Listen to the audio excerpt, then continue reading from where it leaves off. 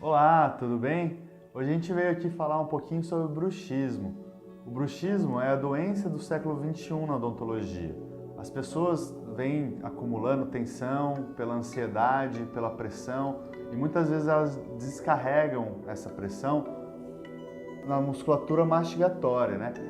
O bruxismo é um dos principais motivos hoje em dia de desgaste dental, de fraturas dentais. E por isso ele é importante ser diagnosticado bem no começo para que um tratamento com mínima perda seja possível, através de placa de bruxismo, ou através de porcelana, ou através de ortodontia.